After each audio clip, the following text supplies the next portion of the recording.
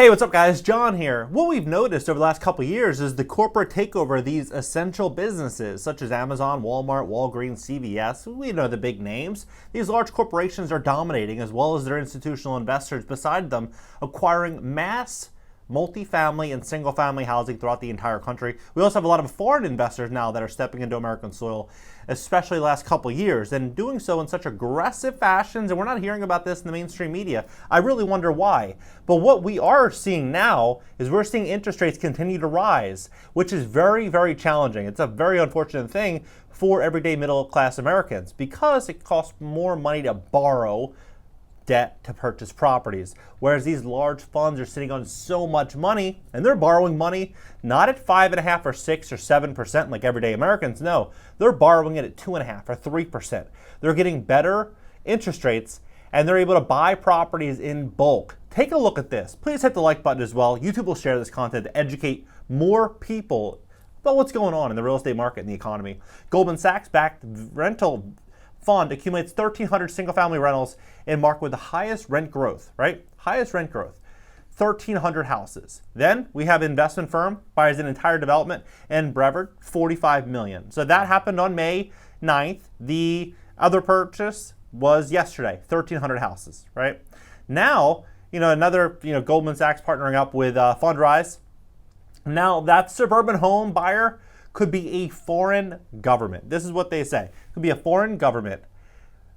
Big foreign investment firms that buy office buildings, hotels, and shopping centers around the world have a new favorite real estate play: single-family homes in America. These institutions are partnering with U.S. housing companies to buy or build rental homes by the thousands. In suburban neighborhoods near cities such as Atlanta, Las Vegas, and Phoenix, blocks of families are sending monthly rent checks to venture-backed by Canadian pension funds, European insurers, Asian and Middle Eastern government-run funds. You know what's crazy is that, Americans, we're not allowed to go invest in China. We're not allowed to go buy property there. We're not allowed to invest in certain countries. But yet everyone can come here and buy up all of our housing, right? You look at Canada. Canada, for example, they put a block on foreign investments going into their housing, into their real estate. But yet Canada can come into our market and buy up our housing when we have everyday middle-class Americans that are struggling simply just to keep a roof over their head. The overseas investors are following in the footsteps of many big U.S. investment firms and pension funds, which started buying single-family homes on large scales in the aftermath of the financial crisis. Foreign investors barely registered in these markets a few years ago. Now they accounted for nearly a third of institutional investment in single-family rental homes, says Alex Forche, head of international capital markets and real estate services firm in Newark. There's been very limited overseas investment into the single-family space prior to this just 2 years ago, right? But nothing on this scale. So ever since, everyone was kind of closed in, what happened? They all just started coming over here, buying up everyone's distress, right? German insurer Allianz SE last month said it is investing in a venture to buy more than $4 billion in U.S. rental homes. Singapore Foreign Sovereign Wealth Fund, GIC, has backed plans by Quinn Residences to buy single-family rental homes across Southeast U.S.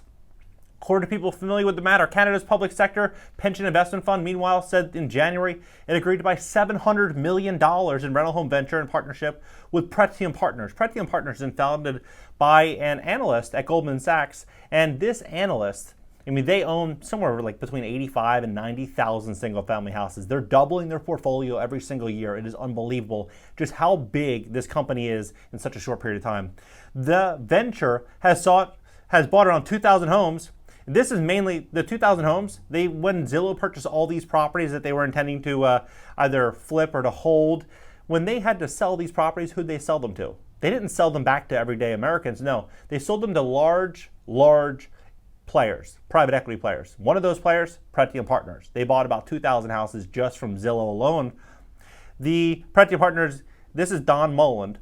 Foreign investor says he's invested in Pretium's fund targeting single-family rental homes. The rental growth of foreign investment means that individual buyers must increasingly contend with this deep-pocketed group of purchasers in a number of prime U.S. neighborhoods, boosting prices there and adding more fuel to the housing boom that is already the hottest in 14 years. Now, what else is going to be very interesting, I think, now compared to what we've seen in the past? 2007, 2008, 2009 real estate crash, what do we see? We saw, foreclosure signs on every house. It was everywhere. People could go to the courthouse. They could try to place a bid and try to buy a property, and foreclosure, REOs were everywhere, short sales. But now what's going to happen is these big banks that have issued a lot of these loans that have a lot of bad loans, bad debt, are they going to go through that same process and they're going to try to list them all again, or are they going to start selling blocks of bad debt to the big private equity firms? They're going to sell to these private equity firms, and why? Well, there's reduced holding costs. They don't have real estate agent fees of 5%. They don't have to pay all the associated utility bills and all of the upkeep, especially when it comes to squatters and people doing damage to the property. They can just unload hundreds or thousands of properties to one specific buyer. That's what's going to happen, I think, this time around. Of course, there's going to be some foreclosures. There's going to be some distress that everyday Americans can go after. But I think that's what's going to happen. I think that these big players are going to step forward and really just try to sniff out the banks that are trying to unload these bad loans as interest rates rise and people just can't make good on their payments as we step into this inflationary environment. Foreign investors are attracted to the single-family rental home space for many of the same reasons U.S. investment firms are. There's a limited supply of new houses and the strong demand for homes in the most desirable suburbs, with top schools led many families to rent if they can't buy in these neighborhoods. Well, as interest rates rise, so does the access to capital. If people don't have great credit, they're not going to be able to access the capital, and they're simply not going to likely have the debt to income ratios that are going to afford them the option to even buy the property. They're going to be forced to rent. If they're forced to rent, then these institutional players are going to be able to control their lives through rent increases, right? That's what's essentially going to happen. The sector became even more attractive amid the pandemic and remote work when more young professionals turned to the suburbs for a greater space. Same time as the pandemic has upended business of office buildings, hotels, and retail real estate globally, making U.S. housing gains look even more attractive by comparison.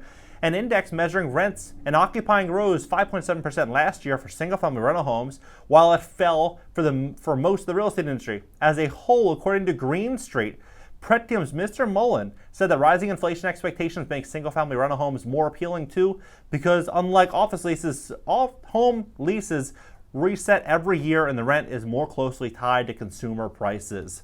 Foreign investors are also buying up more single-family rental homes because it has become easier for them to do.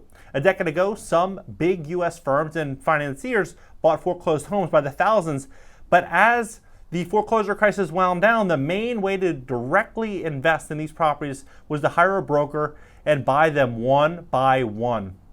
That process was too tedious for big insurance companies, sovereign wealth funds, and pension funds, which usually want to invest in large sums of money with little effort as possible. Today, more U.S. real estate companies and Wall Street firms are buying in bulk or building single-family rental homes specifically for rentals, allowing foreign investors to back them with the large sum of money. What I also think is going to happen as well is a lot of these home builders around the country building up all these tract homes, they have a couple problems. One is that interest rates are rising and the properties that they were intending to sell to these buyers, the buyers can no longer afford them because interest rates are pricing them out, right? The second is supply chain issues, which means that these developers are holding the properties longer, costing them more money, and they're selling the properties soon to be for less money. What's going to happen? These private equity firms, institutional investors are going to go in there and start buying up tract housing all throughout the country, these communities, turning them all to rentals.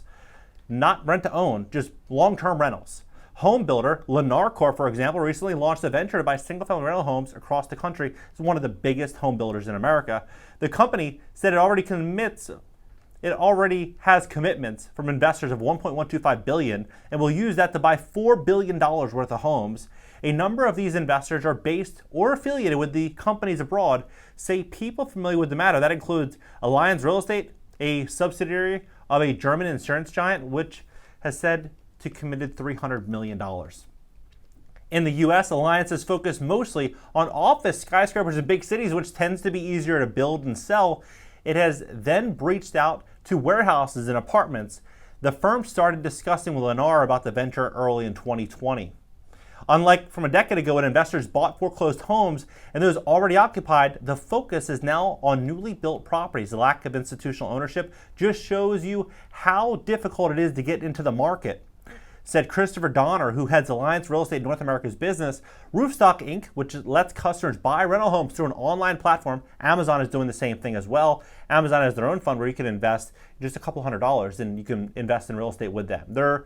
I think they're very small now, but we all know how Amazon is. They'll start small and then you'll blink your eye and then it's everywhere, right? This is what they're doing. Same thing with Fundrise and a lot of these other companies. They're going to start opening up to the general public.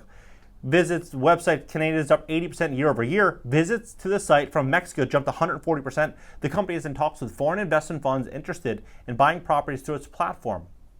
Part of the appeal of single-family rental homes is that despite rising home prices, they are still considered less expensive to acquire than apartment buildings, even when the rental income is the same. Well, the other good thing about single-family rental homes versus an apartment building is that if utility costs are going through the roof, a single-family rental home is separately metered. So they are able to directly invoice the tenant for the costs associated. Whereas if they were to buy a 100-unit apartment building or a 15-unit apartment building that was older, everything may simply just be associated and they're going to have to absorb these rising costs, right? So it's going to have a very big impact. Part of the appeal of single-family rental homes is that despite rising prices, they are still considered less expensive to acquire than apartment buildings, even when the rental home is the same. That is because for many years, the only people willing or able to buy were small investors who often have to pay more for loans than big institutions, says Jeff Scott, a managing director at the real estate investment bank Eastdil Secured. But as more big institutionals buy single-family homes, the discount compared to multifamily buildings is expected to shrink. Investors are hoping that by buying now, they can benefit from the rising market. There are large economies of scale still to be gotten by professional managers. That incorporated when we look at what's happening now with technology. They're going to be able to manage thousands and thousands of these properties with one simple app. Right? They're going to be able to easily manage it. If someone has an issue with their property, they can simply just send in the request right in the app. All payments will be done digitally online. It's going to be very simple, very seamless. They're going to be able to really extract a lot of money from their tenants, and they're going to really be able to drive an immense amount of power through this. What do you think about this entire situation? Drop your comments below. Hit the like button. When you hit the like button, YouTube's going to share this content to educate more people about what's going on in the real estate market and the housing market. And subscribe here and subscribe to my second channel. My second channel is going to be an interactive call-in show. We're going to be able to talk to me. We'll talk about the real estate market and really dive deep on what's going on.